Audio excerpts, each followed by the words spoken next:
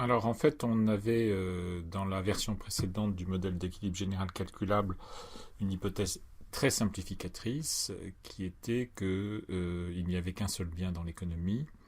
Et donc ce qu'on va faire maintenant, c'est qu'on va supposer quelque chose de beaucoup plus réaliste, trois biens, et on va séparer ça entre agriculture, industrie et services.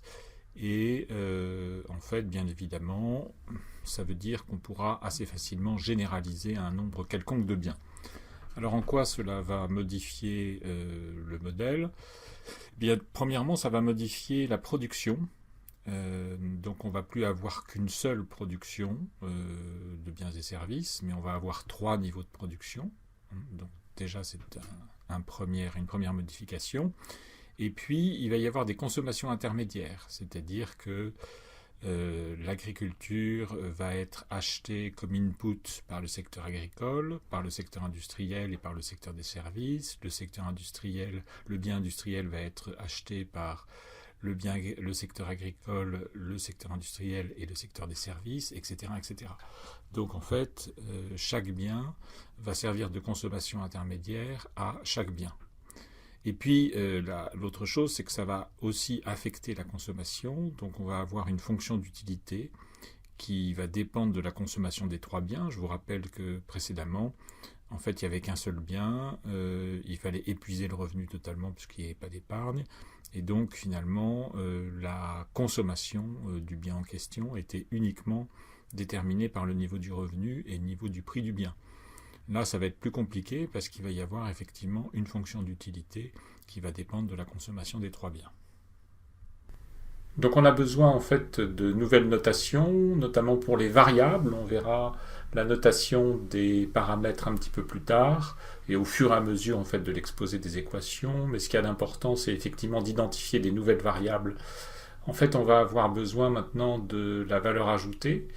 Et donc on définit VA de I comme la valeur ajoutée dans le secteur I. On a besoin d'un prix composite de la valeur ajoutée dans le secteur I qu'on va appeler PVA de I. On définira un petit peu plus tard ce qu'on entend par prix composite de la valeur ajoutée. IC de I, c'est la consommation intermédiaire totale en volume dans le secteur I. Là aussi, j'expliquerai exactement ce que je veux dire par là. Et PIC, donc le prix composite de la consommation intermédiaire dans le secteur I. Enfin, CIJ, IJ, là c'est plus direct, c'est la consommation intermédiaire de biens I par le secteur J. Et donc, on verra que effectivement, on a trois biens et c'est la quantité de biens I achetés par le secteur J pour une intégration totale dans le processus de production. Et puis enfin, on a une utilité atteinte par l'agent représentatif qu'on appelle U. Alors, je vais montrer en fait comment la prise en compte de trois biens dans un modèle d'équilibre général calculable modifie la fonction de production. Donc, je vais le faire d'une manière très simple, la plus simple possible, pour encore une fois commencer par quelque chose de plus simple et puis on rajoutera des complications au fur et à mesure. C'est cette démarche incrémentale que je vais adopter tout au long de ce cours. Donc en fait, on a l'habitude de représenter en fait la production par un arbre. Donc voici l'arbre que j'utilise ici. C'est un arbre qui est relativement standard. En fait, vous voyez que j'adopte, c'est ma première remarque, le même arbre dans tous les secteurs. Donc ça veut dire que structurellement, la représentation de la production est la même dans tous les secteurs. Alors bien évidemment, l'intensité des relations peut modifier, peut bouger d'un secteur à l'autre, mais structurellement, au niveau des relations fonctionnelles, c'est la même représentation d'un secteur à l'autre. Alors en fait, qu'est-ce que veut dire cet arbre? Ça veut dire que tout en haut, vous avez l'output. Et l'output, en fait, pour augmenter l'output, il faut de la valeur ajoutée, d'une part, et puis il faut de la consommation intermédiaire, d'autre part. Donc la valeur ajoutée, ce sont des facteurs de production. C'est eux qui vont être rémunérés par l'activité de production.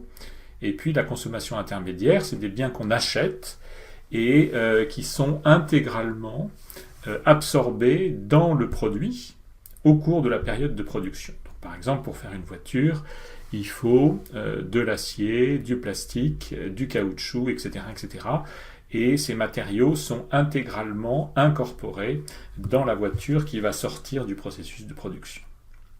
Alors, pour la valeur ajoutée, eh bien en fait ici je vais simplement dire que dans tous les secteurs je n'ai que du travail et du capital. On a encore une fois un modèle très simple. Et donc je n'ai que ces deux facteurs primaires qui me permettent de faire de la valeur ajoutée. Et puis au niveau des consommations intermédiaires, eh bien en fait dans chaque secteur, on a l'achat de tous les biens par ce secteur comme consommation intermédiaire, y compris lui-même.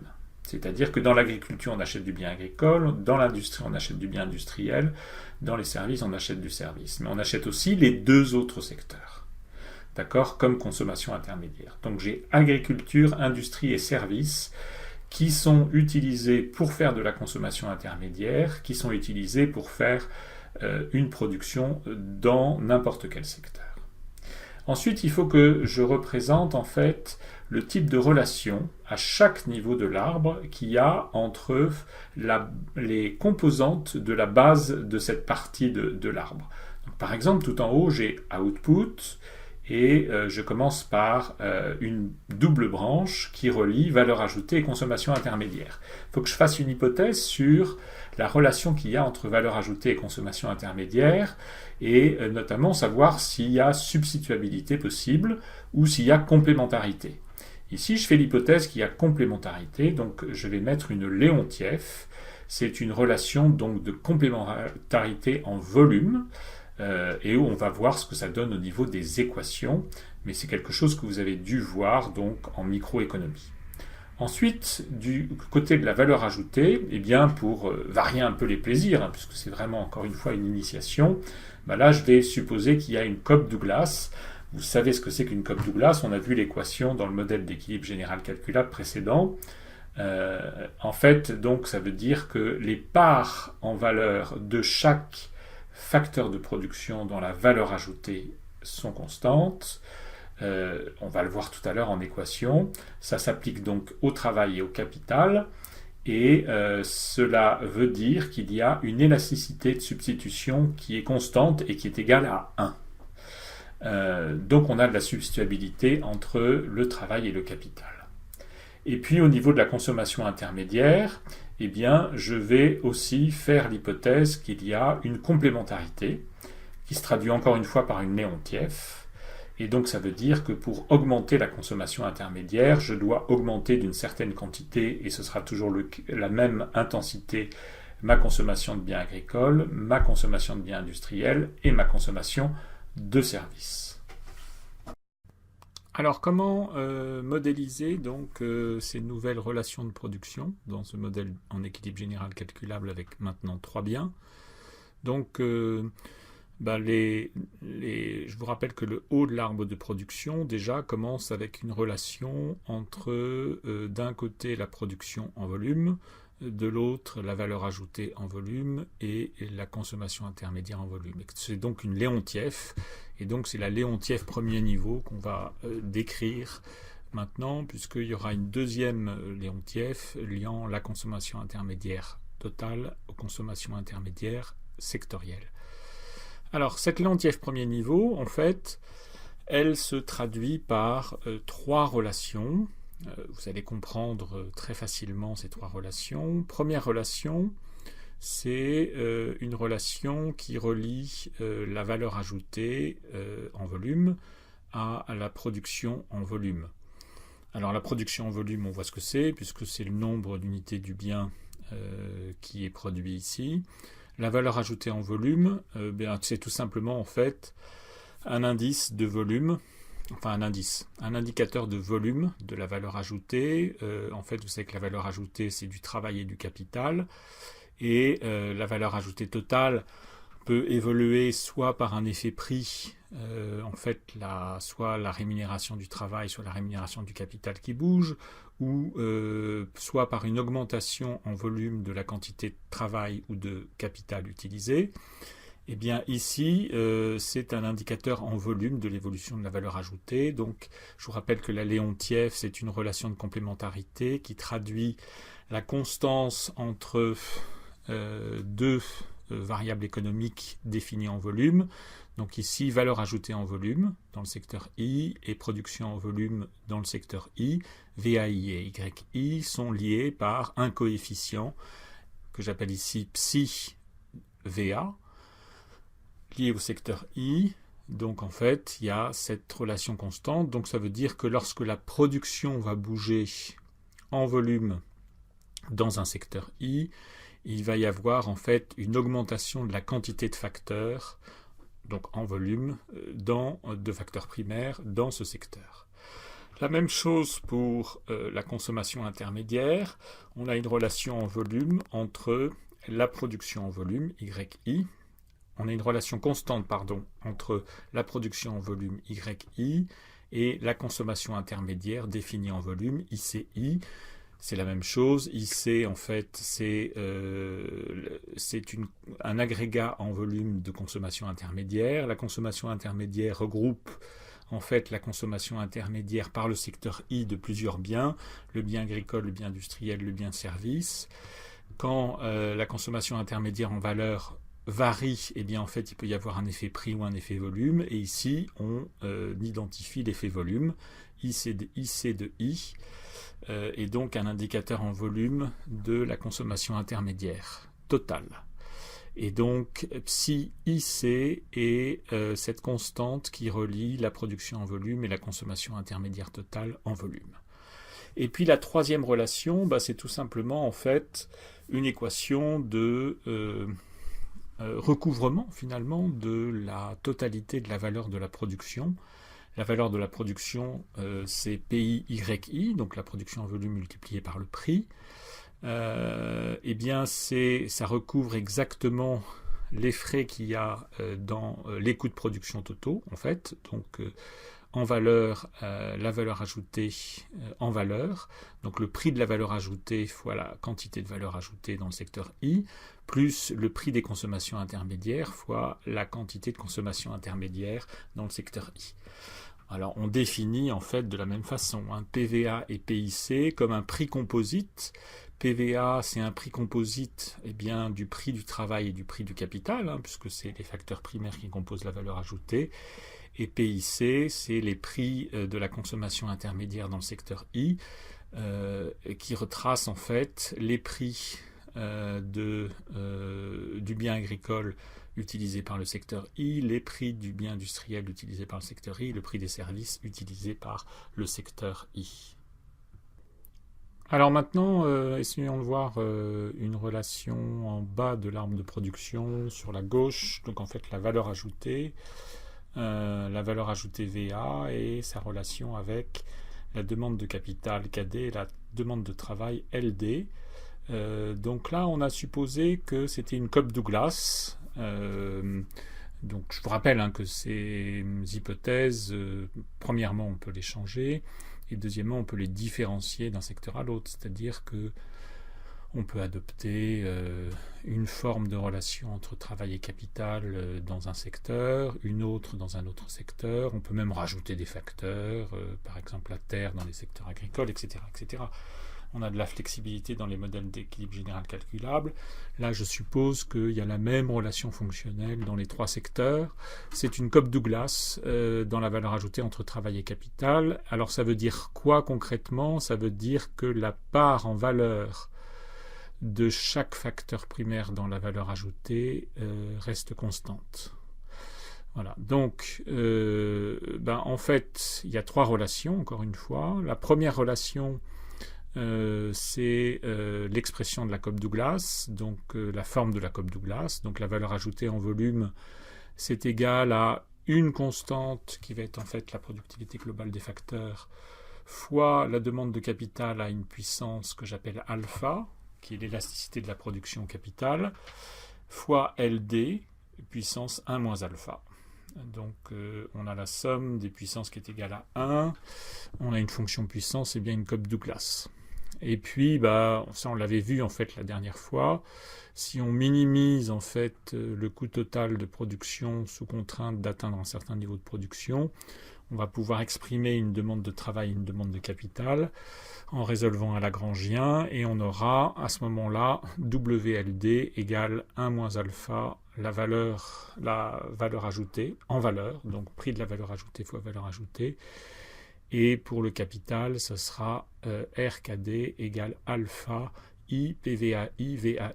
Donc là, vous voyez bien que ces deux dernières expressions montrent bien que la part en valeur de chaque facteur dans la valeur ajoutée, c'est-à-dire WLD sur PVAVA et RKD sur PVAVA, cette part en valeur est constante, c'est 1 moins alpha pour le travail et c'est alpha pour le capital.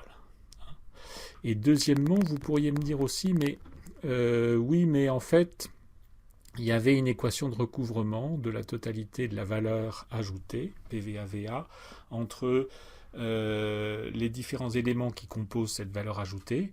Donc en fait, la rémunération en valeur du travail, la rémunération en valeur du capital, elle est là, elle est implicite, puisque je vous rappelle que 1 moins alpha plus alpha, ça fait 1. Donc si vous sommez les deux dernières équations, vous avez bien WLD plus RKD égale PVAVA. Alors il nous reste à définir la Léontief entre consommation intermédiaire totale et consommation intermédiaire de chaque bien par chaque secteur. Donc en fait, je vous rappelle que j'ai défini un agrégat de consommation intermédiaire totale dans chaque secteur que j'ai appelé ICJ. Et donc, j'ai dit qu'il y avait une Léontief entre cet agrégat et la consommation intermédiaire de chaque bien dans chaque secteur.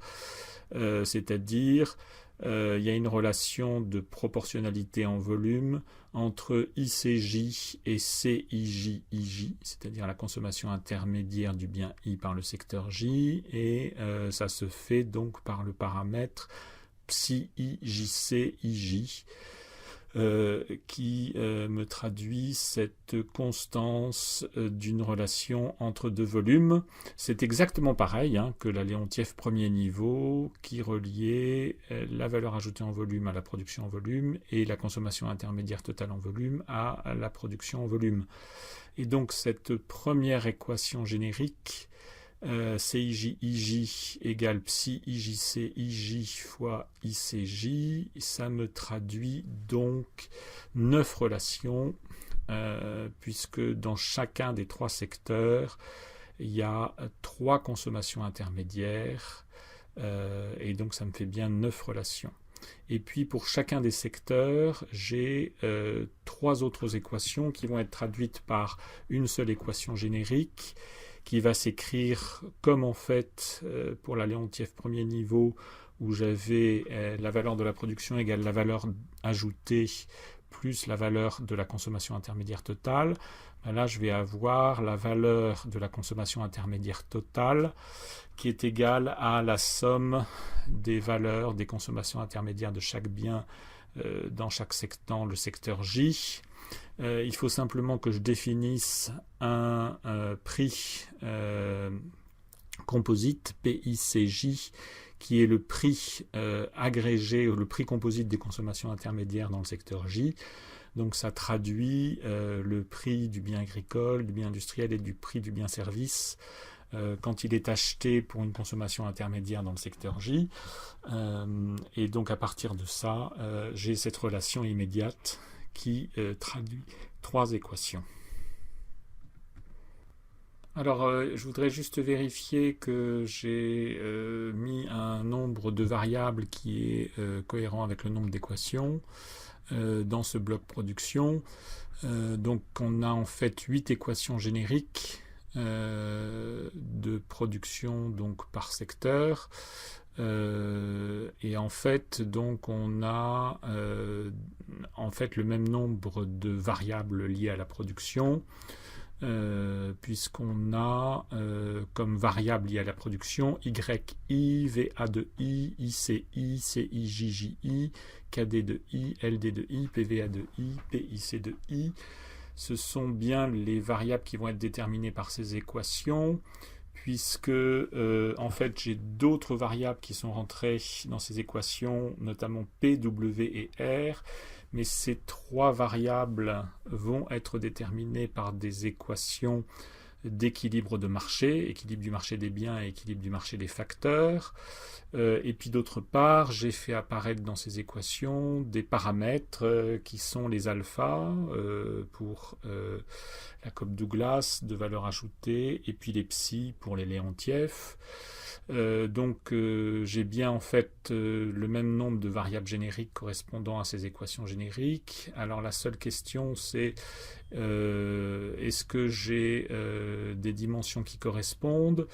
En fait, pour toutes les variables, j'ai des équations qui sont définies par secteur, et donc des variables qui sont définies par secteur, donc YI, VA de I, ICI, KD de I, LD de I, PVA de I, PIC de I. J'ai exactement 7 équations qui sont définies par secteur, donc ça va. Et puis j'ai une équation qui est à 2 dimensions, et j'ai une variable justement qui est à 2 dimensions, donc on a bien CIJJI qui est déterminée par l'équation concernant la Leontief entre consommation intermédiaire d'un bien par un secteur et consommation intermédiaire totale. Donc j'ai un nombre cohérent d'équations et de variables. Donc il faut savoir maintenant comment le bloc de consommation finale s'est modifié, ou on l'appelle aussi bloc ménage, ça c'est du jargon de modélisateur. Donc concernant ce bloc, on a maintenant 3 équations. La première équation est inchangée par rapport à modèle précédent. La définition du revenu du consommateur, c'est tout simplement, étant donné ces dotations factorielles LS et KS, et étant donné les prix d'équilibre du marché du travail et du capital W et R, on a donc un niveau de revenu qui est égal à WLS plus RKS. Alors, dans le modèle précédent, on avait la consommation du seul bien qui était définie, donc comme il n'y avait pas d'épargne, par la limite du revenu et le niveau du prix. Là, ça va être un petit peu plus compliqué parce que j'ai dit qu'il y avait une Cobb-Douglas. Alors, je suppose une Cobb-Douglas, il y a 3 biens. Je suppose une Cobb-Douglas, donc ce qui veut dire que le consommateur affecte une partie de son revenu à chaque bien en termes de consommation en valeur. Donc effectivement, la fonction d'utilité, c'est le produit des consommations de chaque bien en volume, c'est I à une puissance que je vais appeler gamma de I, qui est un paramètre de ce modèle. Et puis donc si je maximise cette fonction d'utilité sous la contrainte budgétaire, je vais avoir en fait la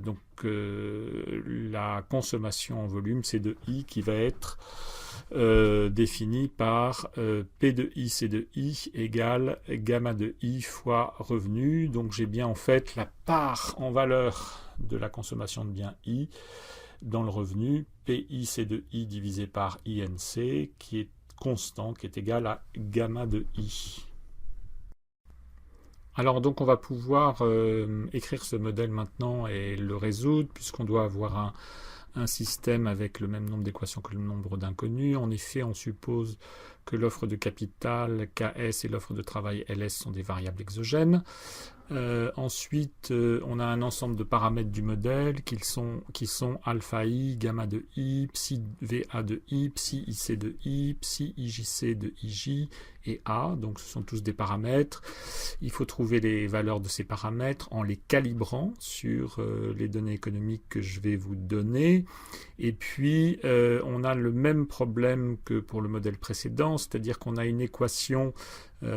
Pour l'instant, tel que le modèle est écrit, on a une équation qui dépend des autres. Donc on a en fait n variables et n-1 équations indépendantes. Donc on peut rajouter une variable Léon en l'additionnant à la même équation que pour le modèle précédent, et puis on peut fixer un prix qui va être le numéraire. On va par exemple fixer le prix du bien agricole à sa valeur initiale.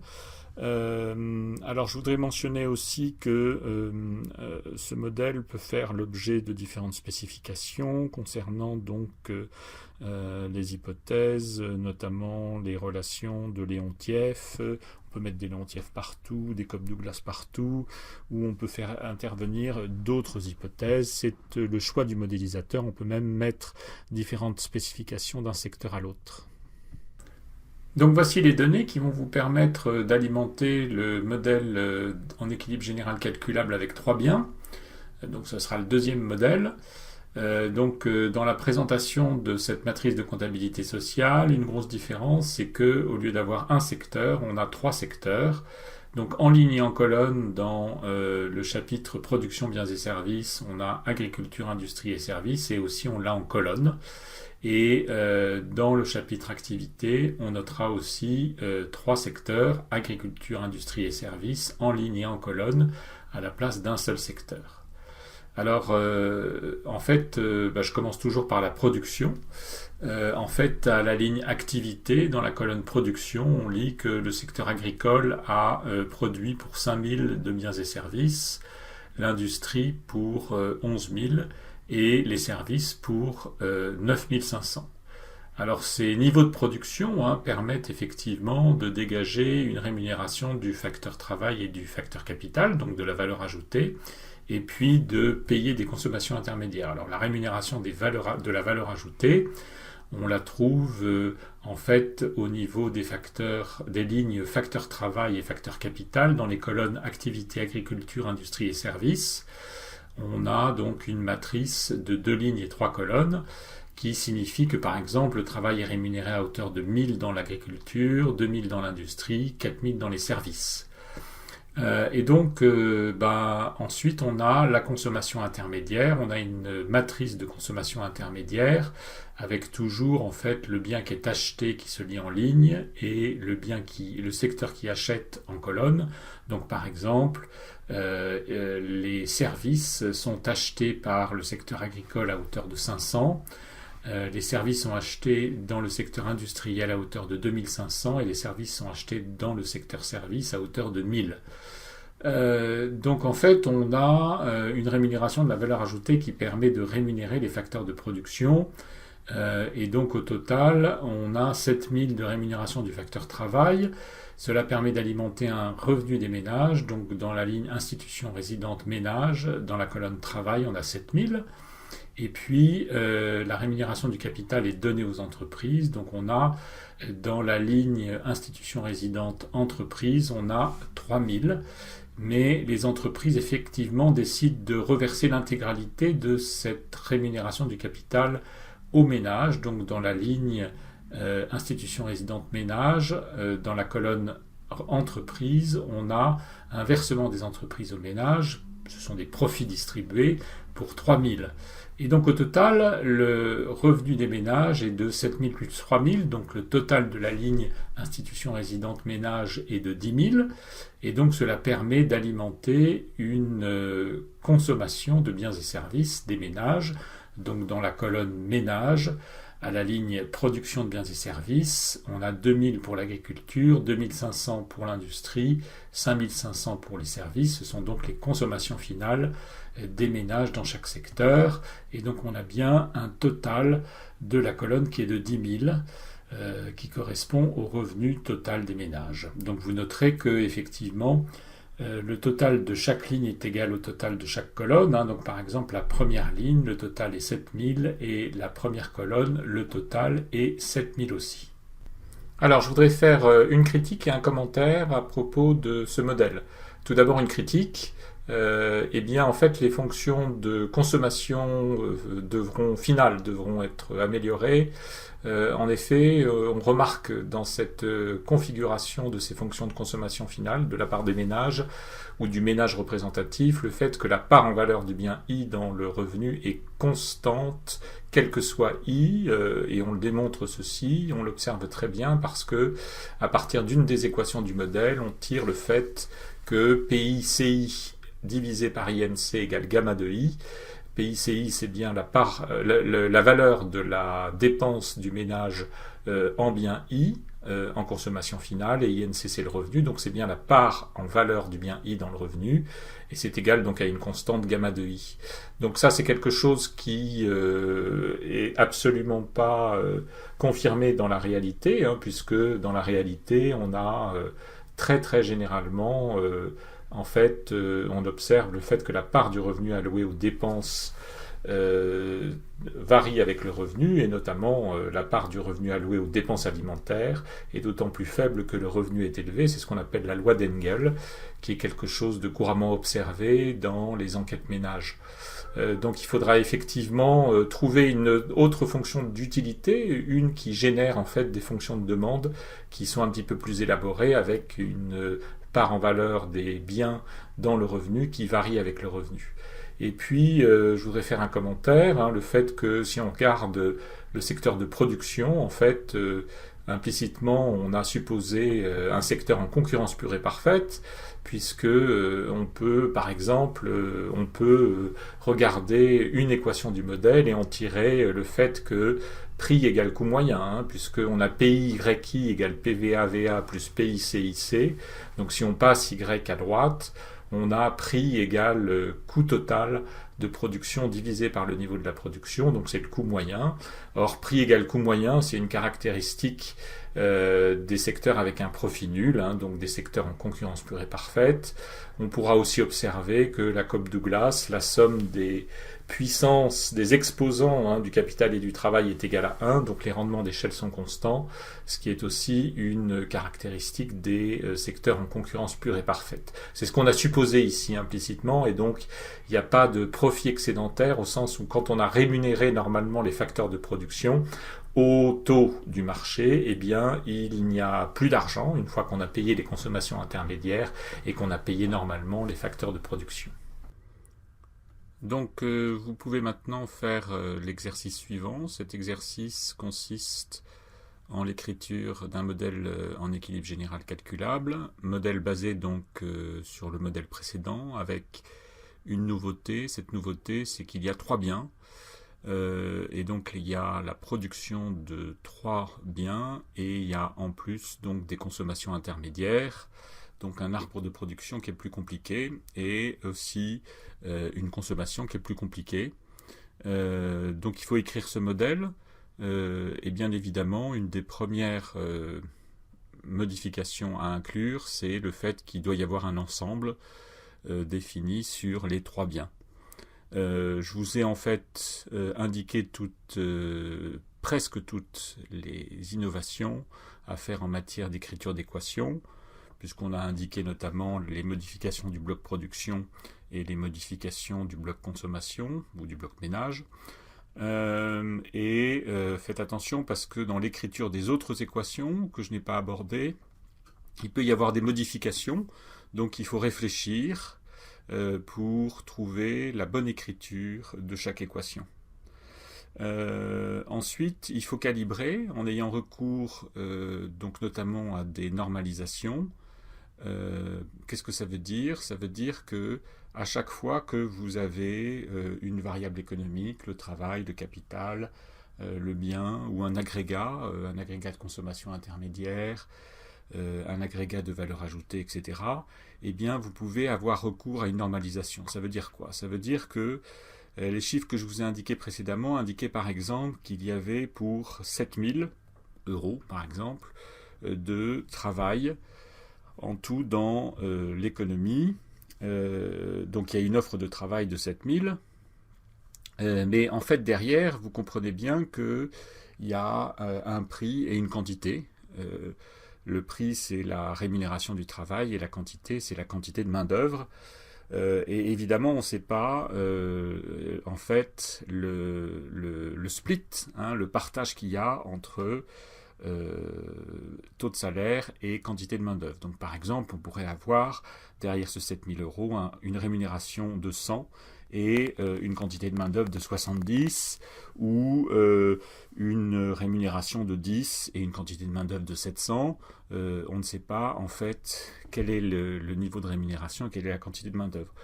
Vous pouvez avoir recours à une simplification très utile, c'est de dire on ne sait pas les unités de main-d'œuvre qu'il y a, donc on va utiliser une unité qui nous permet d'écrire un prix de 1 pour le travail, donc W0 égale 1. Et en fait, le nombre d'unités, c'est 7000. Et donc, je définis une unité comme la quantité de travail que j'ai pour 1 euro, tout simplement, ou 1 dollar si ce sont des dollars. Donc vous voyez que, faites bien attention, c'est le prix initial qui est normalisé à 1, et bien évidemment il peut changer à l'occasion d'un choc. Et ce qui va nous intéresser justement, c'est le taux de variation de ce salaire et le taux de variation éventuellement de la quantité de main-d'œuvre dans chaque secteur. Et ça, on peut le faire pour toutes les variables économiques. On peut le faire pour le bien, on peut le faire pour la quantité de capital, etc., etc. On peut le faire même pour des agrégats composites. On peut le faire pour le capital, pour le travail, mais on peut le faire aussi pour l'agrégat de valeur ajoutée, etc., etc. Donc, en fait, à chaque fois qu'on a une variable économique, on peut avoir recours à une normalisation. Donc, ça va effectivement nous faciliter le travail de recourir à ces normalisations. Donc, en posant en fait que les prix sont initialement égal à 1, et donc en ayant recours à un changement d'unité pour chaque variable économique. Alors je vous demande d'étudier une augmentation de l'offre de travail de 10% et une augmentation de l'offre de capital de 10%, choc non cumulable, et de me calculer en fait l'impact que cela a sur la production, les salaires, la rémunération du capital, le prix de l'output, la consommation, etc., etc.